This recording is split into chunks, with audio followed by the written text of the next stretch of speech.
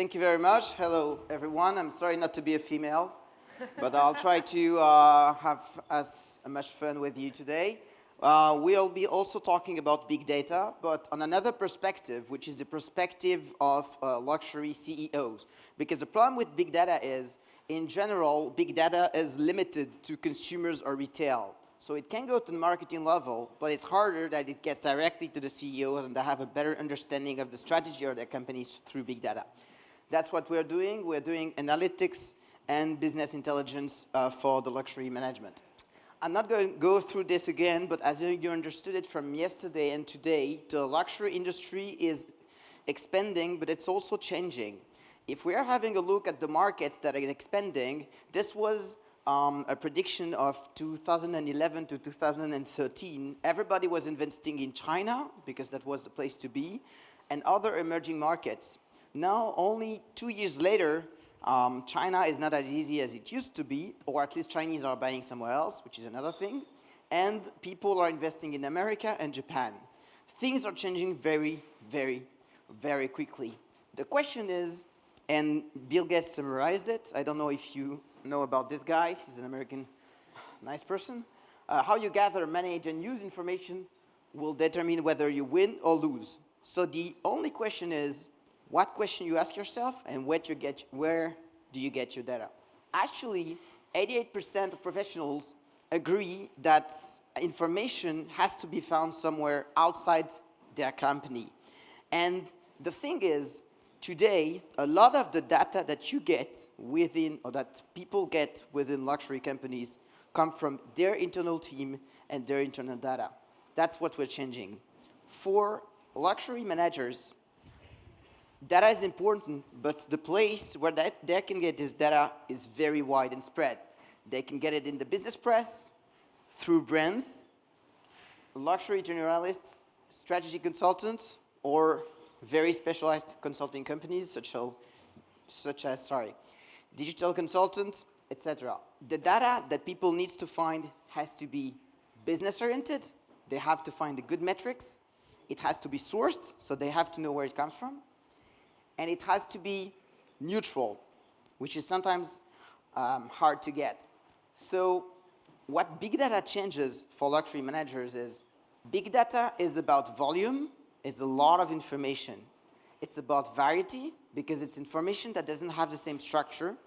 And it's about velocity, because this information is changing extremely quickly. And these three elements are not elements to which luxury managers are very prepared. The problem is, you can't manage what you don't measure. That's the problem. For luxury companies, it wasn't really a problem, because luxury business was more driven to intuition and understanding of their DNA and their vision rather than markets and consumers. But now time is changing, and I call it BD, like before data, okay? So the before data time was based on intuition. The after data is based on evidence, and this evidence leads to decision. And the after big data is data-driven predictions. And when you do better predictions, you make better decisions, and you can better drive your business. So we move from an era where the question for luxury brands was, what do we think? What do we think at Hermes? What do we think at Chanel? To what do we know? What does the data say? And the next question is, what's the source of the data? And what's the methodology? What are the assumptions behind this data? And that's something extremely new for luxury brands. You have no idea. This is a question that they probably never asked themselves. But data-driven predictions tend to be better decisions. So I'll be quick here, but so you understand how complex it is for luxury brands to deal with big data, you have to understand that big data is a mix between IT, analytics, and decision makings. So IT and data is about data itself and where you find the data. The analytics are the models that you drive out of this data, and decision making is the brands themselves. So what we provide the brands with is helping them understand which data matters for them, which tools they should use to better get insights out of the data, and at the end better understand their markets and consumers. To have a better measurement on your market doesn't mean you don't need intuition anymore. You still need your intuition, obviously, but this intuition is stronger and it helps you better drive your team. So the way we do it is super boring, and because I'm French, I don't want to bore you more. I'm not a female, I'm not super interesting. So we use several technical elements, such as bespoke search engines and models and blah, blah, blah. That way I can tell you more later. I just want to show you how it looks like with the few energy that I have. So you get into the platform. You choose what you're interested in. Let's say Louis Vuitton. Okay? Then the system will give you a certain number of elements, brands, people, or documents. Let's say you're interested in this document. So you click here, and they give you links that the system generates between these documents, other brands, and other topics that you may be interested in.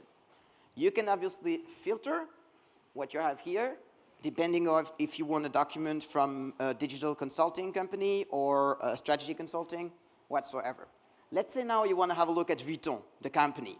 So you click on Vuitton, and you have a lot of elements that we drive out of more than 500 sources that we gather together.